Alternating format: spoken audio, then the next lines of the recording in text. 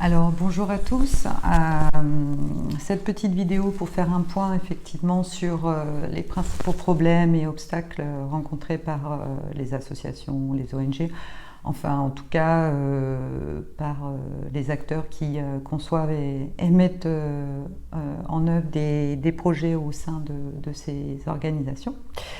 Ce qui est assez évident, c'est que la problématique essentielle actuellement, c'est, enfin, une des problématiques qui a été relevée en tout cas, c'est les financements, l'accès au financement, des financements qui permettent de réunir les conditions adéquates pour mener correctement les projets, mais aussi des financements dans la durée. Souvent les financements couvrent 3 ans de projet. Par rapport à des changements assez ambitieux par rapport aux problèmes initiaux en fait. Et les acteurs de projet n'ont aucune garantie qu'au-delà des 3 ans, le travail puisse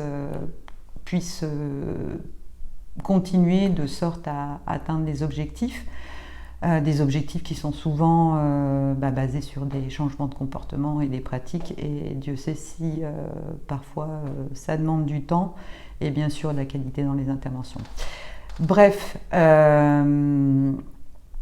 ce que moi je propose par rapport à ça, c'est finalement de mieux connaître ces donateurs, mais surtout en fait mieux comprendre comment sont prises les décisions sur les priorités, les décisions sur les modalités, sur les critères d'éligibilité.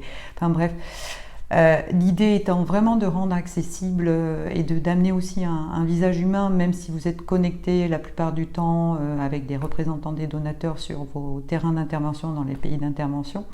C'est vrai qu'on a un petit peu moins accès au niveau décisionnel un peu plus haut, qui sont souvent bien sûr absents dans les pays où on intervient. Je pense à différents bailleurs comme l'UE, USAID évidemment, enfin, tous les grands bailleurs qui ont des pôles et des sièges au niveau international.